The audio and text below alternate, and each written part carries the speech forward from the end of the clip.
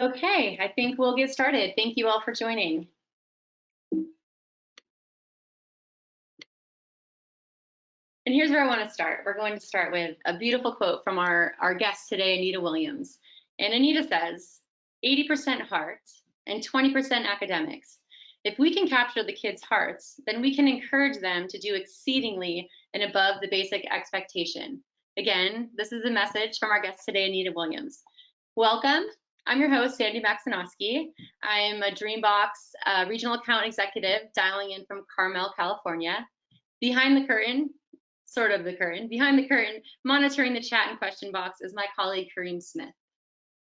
Good morning and good afternoon, everyone. I'm Kareem Smith, and I'm coming to you from St. Paul, Minnesota. Thank you so much for joining our session today. A few housekeeping items for the day, for the hour, I should say. We have put everyone on mute, but we do ask that you ask your questions in the question box in the GoToWebinar interface screen, and then we will answer them towards the end of the discussion itself. Also, watch your email for a recording of today's live session a few days after the event, and also know that it will be posted on the Dreambox YouTube channel early next week. Thanks again for joining us. All right, thanks, Kareem. In today's session, Building Confidence in Academic Growth in Math, we will learn from Anita Williams, an inspiration, a motivator, and a leader at Beaumont Unified School District. As Anita takes us on the journey that led to the creation and success of the Incredible Minds program. Beaumont is located in Southern California and opens the gates to learning to approximately 11,000 students. Dreambox has partnered with Beaumont's Incredible Minds program for 2 years. When we look for partners in districts, administrators, or educators, we look for people that exemplify one of the 5 core values at Dreambox. Upon meeting Anita, we realized immediately that she exemplifies the core value of effort with impact. As our relationship developed, we honed in on her ability to develop confidence and academic growth in students with the data to back it up. I'm going to pause for a second. Check out this number, 25%, 27% growth. So this is what Anita is recognizing, what the Incredible Minds program has recognized across the board for participants that are part of her program. That is incredible. I'm going to go back, actually.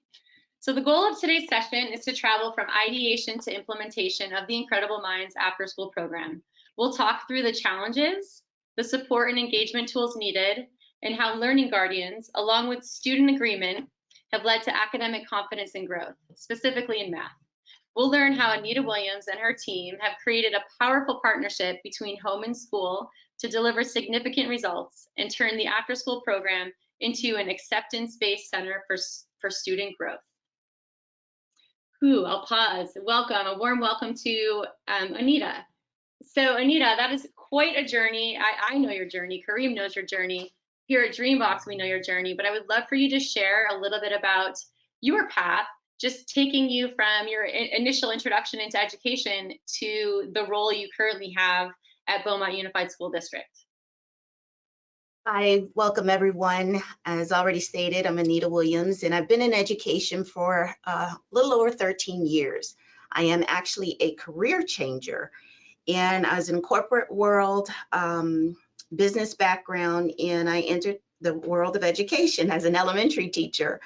After 4 years in elementary, transitioned, actually 2 years in elementary, transitioned into middle school, and I proceeded to get my math credential.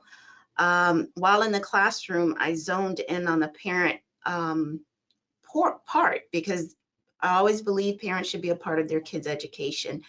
And from there, my last year in the classroom was the last year we actually tested with the old way of testing in the state of California. And the students that I served were the at-risk students in middle school. And they literally carried the school out of program improvement. And my principal sat me down and wanted to know, what did you do? And big part of it was parent connection. They had just created a newly position as a math coach. Never thought I'd leave the classroom. Took on that position, worked in middle school for 1 year, then an elementary position came open. So my heart is with the elementary students, and I went back to elementary as an elementary math coach for 15 elementary schools and worked my first year looking for resources, because even as an elementary teacher, I realized I did not have the deepening of conceptual understanding. Many of you may remember PEMDAS. That's what we learned. We didn't learn how it worked. We just knew it worked if we followed that formula. So in the process of looking in Common Core, changing and studying the progressions from K through middle school, understanding that as teachers, we are not. Possibility is Arroyo Vista K. I am School so on sorry. Is that the one you're looking at? As iPad went off automatically, but understanding as teachers, we're not equipped to teach mathematics in a way our students should learn it. So taking a backward approach, I came across Dreambox, and I've been working with Dreambox and using that as the catalyst to empower students first and foremost and getting them engaged so they understand that math can be fun. Used the program for 2 years in the previous district and had an opportunity to come to Beaumont as the parent engagement and expanded learning coordinator. So my job is kind of twofolded. Incredible Minds is my brainchild coming into the district. And by brainchild, I mean it was a created program, understanding that 20% of Title I funds was allocated for me to come up with something to support our students. And knowing part of the history, 157 students have been serviced with that money before. Now we're at the point where the program can literally service up to 750 students with the design that has been created. And Dreambox is part of that equation to equip students to be a part of it. And it's just been an amazing journey to get to this far, not without challenges, but being able to show the growth, just like we saw the 27%. And that's the most recent data as of last week that was shared. So Perfect.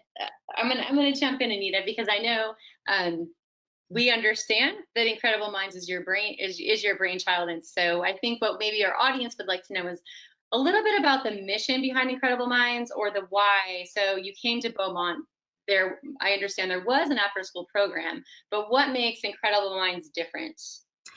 Incredible Minds runs parallel with our other program that I oversee. It's titled ACES. Many of you may have know about ACES if you live in California. And Incredible Minds parallels with ACES, and it's SEL and academically focused. Our students come to us through a partnership of homeschool and community, which is also part of our district mission. I've designed it in such a way to where the first year teachers and administrators were referring students to our program, but at the end of the year, I felt we did not have enough of an impact to service a lot of students, although those students made growth. So last year we turned it around and put the referral process in the parent's hand. Parents have to come to a parent meeting. And right now I've turned that meeting into a virtual platform for them. They have to understand certain components, and if they feel they want to move forward, they start the referral. It is an electronic form. They start it, it goes to the elementary teacher or middle school counselor. The current data for that student is actually added onto that form. It gets routed to the principal. The principal signs off that they're aware students are being transitioned into the program. And then there's a final check that I do on the back end to make sure they meet the requirements of one or more grade levels behind. And once they're approved, they're assigned to a Google Classroom that we've set up with our classified team. So that partnership has been working great, because as our students are working at home, our parents do know what to look for within the programs that they are using. We just ask them, just like when I was in a classroom, I used to say, parents, just sign off on the homework. And same way, parents just make sure they're completing their dashboard lessons that we have set up for them, and let us do the rest. So to me, this is a fantastic example of pulling together, creating this whole true circle or cyclical approach to who are our true learning guardians, right? So now we have the parent, with the principal, with the teacher, with the administration, and with the student in the center. And so my question to you with the Incredible Minds program is, with that student, is it on that student to say, I want to be part of this? Or how does that student feel special being part of this program? Like, what's the emotional support, or how is the student drawn to want to participate or be motivated to stay in this program? Well, through the parent video, the first thing we ask parents to do is to talk to their students and help them understand why they would like for them to partner with us in this program. And typically when the students show up, each team, we have 9 teams that are out there servicing our students, 1 for each elementary and middle school. And the teams welcome them into the Google Classroom. They have a 15-20-minute conversation with their classmates, and classmates actually share how they enjoy it. And the biggest compliment I say that we're getting right now between students and parents is that they rather be with us than the normal regular school day. After being online all day, they still sign in and they are excited to be there. Some of our team, they actually have, they decide how they want to incent. We have conversations, and I also run district incentives, and top performers, not so much growth, but for performance for usage going above and beyond the goals. They may get electronic gift cards to Starbucks, electronic gift cards to Little Caesars. They might have pizza delivered to their home. So they share with us what they would like to have, and we try to duplicate that. And this is out of the funding of our own pockets, just to motivate the students. You answered my question. I was going to ask where the funding came from. But when we think of funding, we do think of administration. So I do have a question. When beginning the implementation of this program, was there some pushback from administration? How did you handle those hurdles to take an after-school program and say, now we're going to do this? Well, I had to have a solid plan, and that plan came in the form of putting it on paper, showing the the white papers for a Dreambox, my experience using it in the previous district, and saying, what do we have to lose? I was pushed to try and do extra duty for teachers, and I had to do surveys through the district. Teachers were already overwhelmed. They did not want to be a part of it.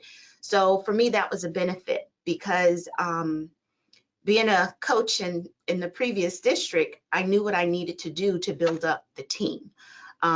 So Dreambox, not Dreambox, the funding was 20% of Title I. And that's where, of our overall Title I, and that's where the funding came from. The following year, it was threatened to take the funding away. As opposed to it taken away, we kind of shifted the program, and now it's written into our LCAP. So there is more solidity there, as long as I can continue to produce, not me, but the students produce the data, which I have no doubt that that's not going to happen. Just based off of the first 6 months, we had growth of implementation. So again, it's just making sure I can produce the data, and it's just not our data with Dreambox, it's the data with our district assessment. The first year was showing the assessments, not the assessments, using the data just from the program. And I remember being on the phone and saying, hey, I need this data, and Dreambox was right there to support me. And now it's to the point where I have that data, and how does our students' performance tie into our district assessments? And again, 27% is part of, is the ultimate data that I need to show my superiors that we are making a difference, the transferring of the skills. So if the Incredible Minds program hosts a subset of students within the district, how did their growth on these latest assessments compare to the growth for the rest of the district, for the students that are not part of the program? Is that 27% difference? Yes, it is. The 27% is the gap, or the difference between students who are not receiving services with students who are receiving services. And this grade level spans from 1st grade through 8th grade. Perfect. But the data we just saw was only elementary because we're in the process of testing with our middle schoolers right now, and it does look promising. Hey, we love to see the positive feedback and growth across any district. As perhaps an attendee right now, and if somebody is ready to start this program or wants to start a similar program at the school, what does a typical day look like? Like, I'm the student at home, what does our program do? What are we doing on a daily basis? Okay, with our virtual learning, our students in elementary, they actually are released from school at 12:30. Our middle schoolers are released at 1:30. So our program starts across the board at 2:50. So they have time to break away. They come in. Some team members ask their students to bring a snack and a drink before they get started. So creating that family time, having that conversation at the table, because some of our students may not get that on a regular basis. But they come in, they take 5 or 10 minutes to warm up, have that conversation. And then if it's a Dreambox day or a reading day, students have choice on what they want to start on when they come. So they know what their daily goals are, and we have consistent goals across the board because of the maximum growth that we've seen over the last year. Students are living up to that, and on a case-by-cases, we do adjust accordingly. You mentioned that students have choice in what they're doing. Do you feel that it's the student advocacy that really keeps them motivated to stay in the program, or do you feel like that's kind of a key to even confidence building? I'd love to hear your thoughts on why you give them choice. Oh, all of the above. We believe in giving student choice. Even though we have a program, within the program, there is choice. They can start with math or reading. If they start with Dreambox, they can choose from the different selections on their dashboard. Every now and then, we look at how the students are performing. We look at the gaps. We might push lessons out using assigned focus to close those lower level gaps, because we know that math is not linear. Math works in different ways. And if there's one piece that's missing in 3rd grade, it could be affecting 5th grade math. So we push those lessons out to close the gaps, but we explain to the student why we want them to work on those lessons in the process. And they're like, oh, okay, I get it.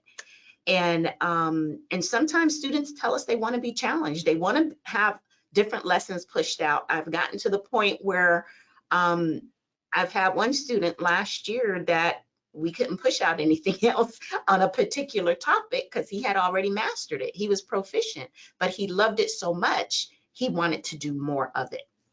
So if anything else, let's help me figure out how to, once that student reaches that top level, how do we continue to challenge them when they're asking for it? I'm gonna have them start writing some lessons for Dreambox. Absolutely. I'm wondering about the scalability of your program. So I think you mentioned that right now you've got it set that it could serve up to 700 participants. Do you see the ability to scale that, and what does scaling that look like? Like, what does that look like? What's on your paper for a plan to watch us grow within the district? Well, within our organization, if we were in the physical space right now, with 2 instructional aides working with students after school, because we don't have credentialed teachers working with our students, we have instructional aides, which is also powerful in my eyes. They can host up to 20 students per 45-minute session. Most of our students that come to us need math and reading support. So you're looking at, just say 90 minutes for one student, and then we have a transition, and then students are either brought back to school. In the virtual world, and then they have to wait for their parents to be picked up. That's part of our agreement. Parents have to pick them up, even our middle schoolers, for the safety of our students. So in the virtual world, we can, with 2 individuals and students working and knowing what they can do, we can host up to 50 in one 90-minute session with 2 teachers, because they could either have their own room, they tag team, they can reach across to another individual and say, hey, could you watch my class while I work with the student individually on a lesson? The team has actually learned, remember I was a coach in a previous, I've taught them how to videotape lessons to be able to push out in the Google Classroom to the students. So now the students get that, just what they need from their teacher, and they're able to move forward. And they ask a lot of questions. Now, when we're, when they're videotaping, they have to use a lot of questions and respond to their own questions, but it helps the students understand their thinking. And that's where that SEL comes in too, because during that time when they're meeting and talking with students, they're understanding what works for the students as well. So a video lesson doesn't work for all of them. So then the individual one-on-one lessons will work. And even sharing the screen with the students and having the student guide the teacher through what they're supposed to do. Now using the academic language to get through for our EL learners, which has been amazing. Is there any peer-to-peer partnering in the program where you have your higher grade level students working with lower grade levels? Is that, when you mentioned family earlier, is that part of the program? Is that, again, another draw? What we actually do, because we do host 1st through 5th grade in an online environment, and some of the teachers, and I'm speaking on behalf because they each do different things at their sites, and with the ability of having the Google Classrooms in session, because we don't use Zoom, they're able to put students in classrooms to be able to support each other. And sometimes it's a 3rd grader supporting a 4th grader because they understand that. And students don't know what grade levels everyone is in when they come into that room. All they know is that they're there for the same goal, and that's to improve their overall math ability. A big component of the Incredible Minds program is the social emotional side of it, and we've seen the data. You showed us 27% growth in the academic realm. How do you measure, or how are you gauging the true confidence building in that social emotional piece? Well, the staff has started going through strong SEL training. What they've learned for the first 2 years is basically what I learned as an educator in the classroom and working with my students. So now it's coming, what I would consider full circle for me again, as they're going through self-paced modules for SEL and taking those components and heightening what they've already done. Again, I've kind of talked about, when they come in, there might be a question for the day. How are you feeling? And with smiley faces going across the screen to give feedback. And because they have built those relationships, they kind of know their home. And we ask our students, we require our students actually to keep their videos on. I know that's been a controversial issue, but our parents understand the importance for us to see our students while they're, at least through the first 15 minutes. They can turn off their camera when they're working. We don't want to see them working, and they pop it back on if they have a question.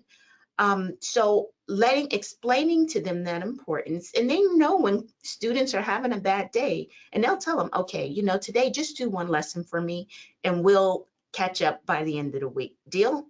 And, we don't push them to the point that they're exhausted. And that's where that buy-in comes in, teaching the students how to self-regulate. One class you can pop in and you might see a calming music with a video playing when you walk in.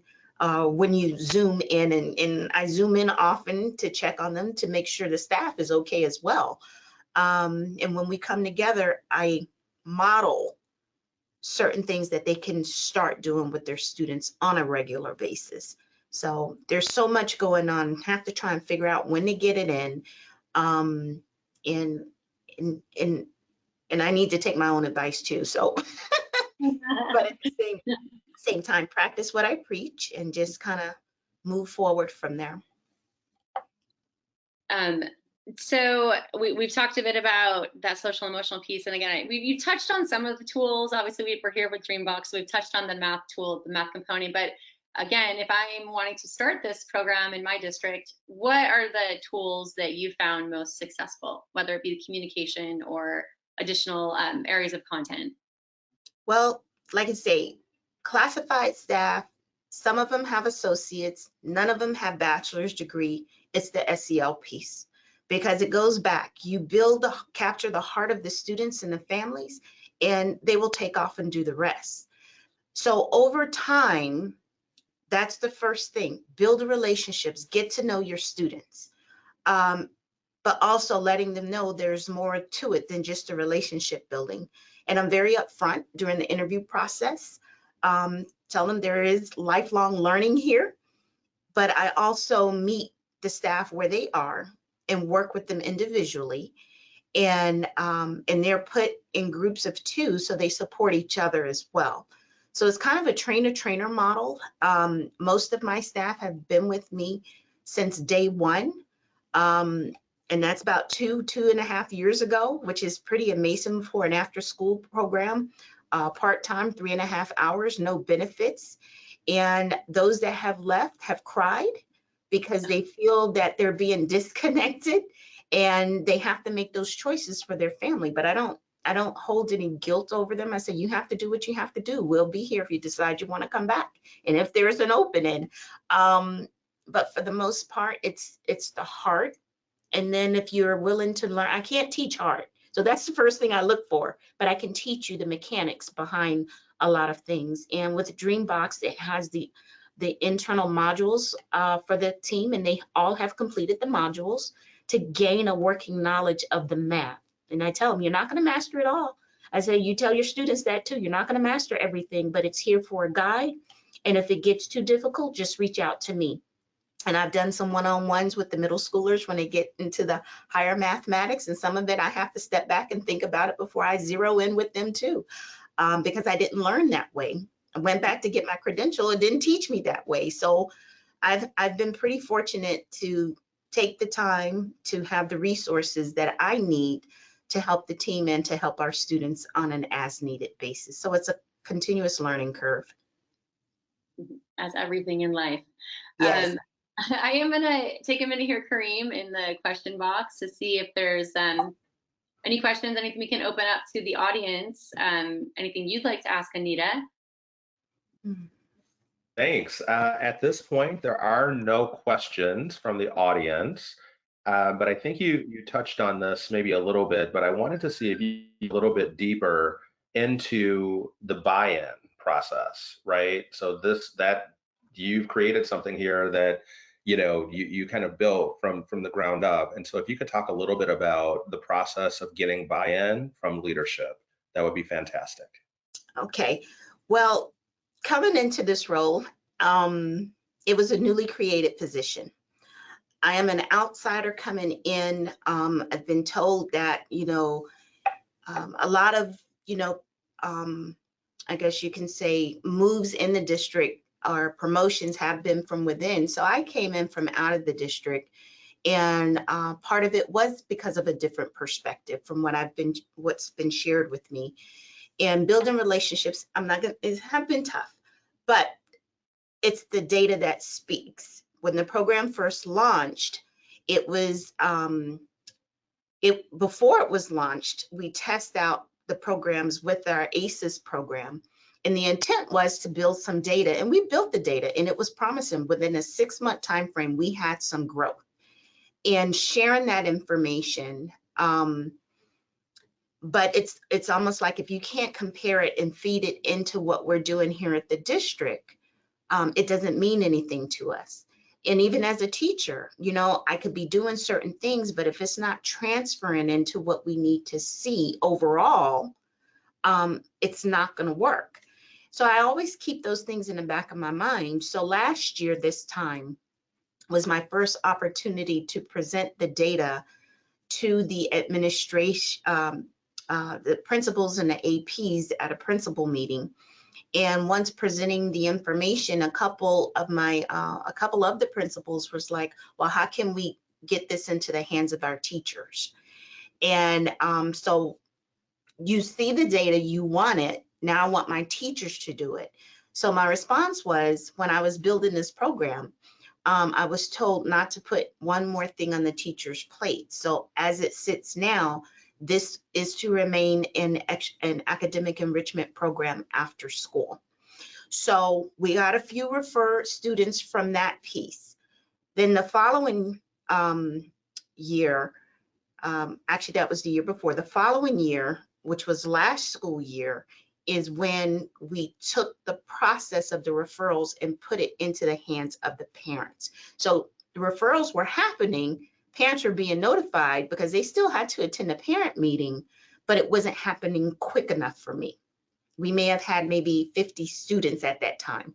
So fast forward last year, when the parents took on the role of signing up their students, coming to a meeting, there was more buy-in because the parents now were pushing to get their students in. And last year, I think we had maybe about total 350 students compared to the 50 the year before.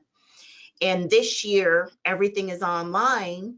We have over 300 parents that have pre-registered their children, but now it's coaxing them through the process of the online piece. So overall, right now, we have 227 students participating compared to the 350 last year. But I blame it on COVID. I blame it on COVID because the parents can't come and see me and talk to me, but we're still moving in that direction. I actually had a few processed this morning. So I know the numbers will go up. The word is getting out. It's just taking some time to get it to where it's actually moving in that direction. So. Got it. Thank you for that. And I have a bit of a follow-up too. The concept of one more thing, right? Quotes around one more thing. That's something that we hear all the time. I'm sure a lot of our RDs hear that all the time as well, that it's difficult to put one more thing on teachers' plates right now.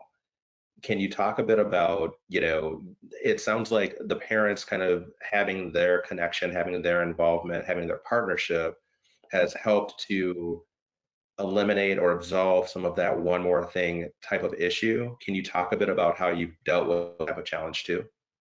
Yes, and that can go so many different ways, Kareem. Let me first say it's really not one more thing for a teacher. It truly isn't. Coming from a teacher perspective, if you just, when I started this out, let's just get it in the hands of the students. Let's encourage them. If you complete 5 lessons a week, we have an award. That's all I wanted teachers to do when I initially started working with Dreambox. I'm not asking you to look at the reports. I'm not asking you to do this. Just put your students on. Well, I don't have time. Do it during transition. When they're coming in and you are settling them down, tell them, get on Dreambox, complete 1 lesson. When you're done, stand up and make it a competition. Do some fun stuff. Teachers don't have to literally look at those reports because the data, the kids are going to drive themselves.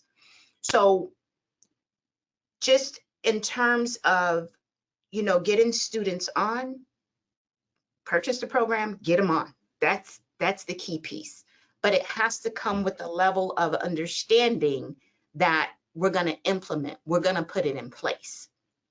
Once it's in place, the data is ultimately going to trickle into whatever assessment the students are taking in the daytime. It's not to replace what's the current curriculum, is to supplement. And in that supplementation, students are going to figure out and become critical thinkers on their own, which is going to be applicable to the math that they're learning and in life. Right. That's how I look at Dreambox. So bringing it in, and I think I got off track a little bit, but what was the other question? No, you're perfect. No, just, getting that partnership set up between the parents and the Okay. teachers and the So administrators, and then the one more thing itis, right? Okay. So with the parents, again, I don't look at it as one more thing because in the presentation is strictly saying just understand what you're getting your child involved in, because it's just not the academic piece. It's the perseverance, it's the motivation, it's the mathematical practices. I used to call it the crust in a classroom. You have to understand how to persevere and critically think before you can even tap into the mathematics. Those mathematical practices are life skills. And that's what Dreambox does for our students. It teaches them how to persevere. And I tell parents, your child is probably going to complain if they've never been challenged. When they come into the program, they're going to say, this is hard. This is, I'm stuck. And I do have a few parents I've had to talk to. Do not help your child. Do not help your child because it's defeating the purpose. We can't see where the challenges areas are on our reports and we can't support them when needed. So a big part of it is just making sure we don't rescue our children because they're going to need those skills for life. It's Right. a little bit more than the math. Although, we want to see the results academically, it's working with that whole child. Absolutely. And that's, the social emotional learning part of it, that benevolent friction, that effort with impact, those are two other core values that Dreambox tries to exemplify as an organization and that we kind of embed in Dreambox as a product. Can you talk a bit about how students' attitudes have changed about math? So having that benevolent friction, having that, nope, you're gonna have to press through this. You're gonna have to, go ahead and do this work.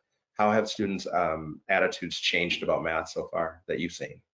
Oh, they love math. I would say they've taken on my spirit for math. I love math, but but when they can look at their dashboard, and our goal is 10 a week, and I know Dreambox standard is 5 to see growth, but most of our students are completing 2 math lessons within like 15 minutes. 15 minutes, two lessons, and they're zoned in and they're focused, and we don't see the orange triangles as often as we did in the beginning. So we know they're critically thinking.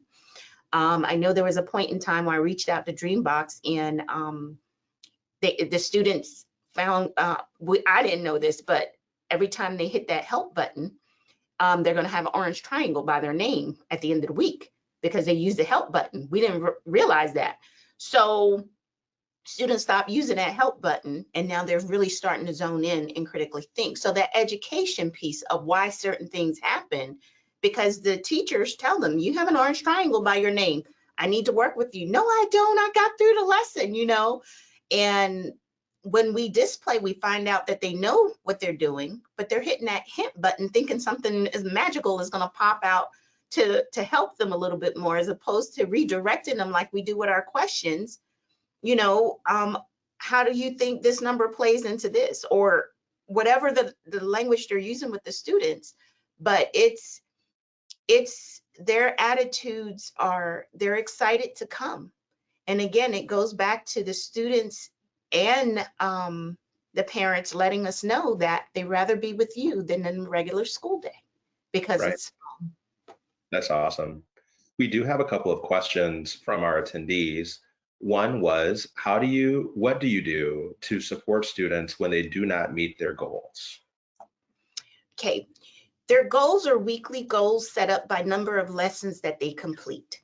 And typically, we don't hold it against them. It's more of a motivation piece.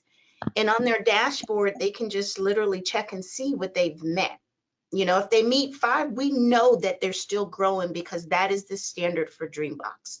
1 lesson a day, 6 or 8 minutes is what I'm finding on my end. And just encouraging them, you got this. I can pop into one of the virtual classrooms and I'll see the instructional aide saying, you got this, 1 more, come on, you can do it. They're their biggest cheerleader. And they can Right. see it. Let me clarify, they can see it because we have what's Go Guardian. So we can actually see what the students are working on while being in that virtual classroom as well. So, but when they don't make the goal, we don't beat them up. Say, you did do 3 this week, or you did 4 this week. That's great.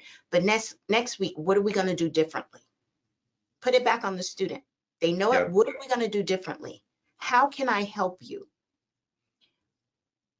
Thank you. And again, going back to that, like we talked about a little bit before the actual webinar started, that elimination of math trauma, math anxiety through social emotional learning goes a long way. Thank you. Mhm. Another question that came up was, how are things configured in Dreambox so that instructional aides can view student accounts? We currently go through Clever, and aides would not have access to the student accounts. Okay. Can you talk a bit about how you structured that on your end, Anita, and then I'll your two? Yes, I personally have my instructional aides set up as actual teachers. So they have access to the student data. They can see what's going on. Without that, I wouldn't be able to look at all the data and give the feedback that I personally need to do. So I've personally trained the instructional aides on what to look for, how to use the program effectively, how to work with students one-on-one. and they're doing amazing at it. And if they have questions, there's no dumb question. I tell them, you need to call me, text me, so I can give you an immediate answer. And if I don't know, I'll find out and get back with the student. Got it. Thank you. One more question came up. Any stories about your students, or that you've got as success stories, or where students come back and say, Miss Williams, thank you so much. Anything that you have that can really try to motivate and support other students through what they've learned so far. Actually, yes, just recently, because of the assessments that have been taken throughout our district, not me, well, yeah, me personally too, because I had purchased some Little Caesar and Starbucks gift cards, and I keep them in my desk. And I'm asked often to go into the classrooms. In some of the most recent classroom visits, virtual classroom visits, students are sharing with me and their teachers. They share with their teachers, and the teachers invite me and say, share with Miss Williams what you told me the other day. And one student said that I jumped 2 grade levels from when I tested before in my math. And this could be a 5th grader. They know they have made growth because they've had those virtual parent conferences, and now they're being told. And I have access to that data as well. So I do look at certain students to see if they've grown. And many of them have been able to transition that knowledge from Dreambox into their assessments. I have students telling me a lot. Many students tell me, oh, I learned that on Dreambox and my teacher was teaching it today. So that's what we want to hear, because then we know they're being challenged and they're mastering concepts without having that initial instruction. And what I do love about Dreambox, just like the progressions, it builds off of what the students are learning, and they're exploring beyond their grade level when they get there. So when the teacher is teaching, it's like, oh, okay. Or students will tell me that I didn't understand it before, but now I do. Awesome, thank you. Another question came up. I'm struggling to get students to complete the 5 lessons. Any suggestions? They are given enough time to complete the 5 lessons in the course of in the course of a week. That was a challenge for me early on, and it's the buy-in. I do believe not just putting the responsibility on the student, but educating the parent what to look for, and say, this is their homework assignment maybe. Have them complete 1 lesson in Dreambox or part of it. And maybe have a kudo board or something put up, but just thinking virtually. I'm not sure if that individual will have access to GoGuardian, but when they're working, you can send them messages and say, hey, you're almost done, just encouragement. And as a team, we don't look at what did not get completed. We try to always celebrate what was completed to build the momentum to get them to eventually reach the goals that we're looking for. Awesome. And another question came from one of our team members here. Anita, first and foremost, congratulations on your continued success. This is Diara Espinoza, who you know from Dreambox, and Beaumont Unified. I've been able to personally work with you and have witnessed the extraordinary growth from Incredible Minds scholars. You mentioned perseverance as key to student success in Dreambox. I'd wholeheartedly agree. I agree wholeheartedly, as one of my mottos is perseverance rewards. Can you share more about how you celebrate student growth in your annual student recognition ceremony? What does the ceremony mean for students, families, the Incredible Minds team, and the district as a whole? Okay. Yes, the very first annual, and I say it's the very first because it was our first successful year of implementation with Incredible Minds, and it will go back to being an annual event. Typically, our students are students who do not get recognized for academic anything. They're behind 2 or more grade levels. So this particular year, because again, I wear the parent hat, I ended up using parent funding to put together a parent and child celebration. It was like the Grammy Awards. I chose the 2 top students in ELA and math, and they were recognized at a ceremony. I had certificates, purchased pizza for the entire families. We had the staff volunteer their time. They donated desserts, and we had a celebration. And I had students that came in three-piece suits to get their award. And my top award, I'll never forget it. He was a foster student. And he came in, foster parent. I might get a little emotional because I do. Brought him in his three-piece suit. And he walked up on stage and he had the highest growth. And I want to say it was math. He went from a 3rd grade to a 5th grade math level, getting ready to enter elementary school. Middle school. And he's in middle school and still with us today.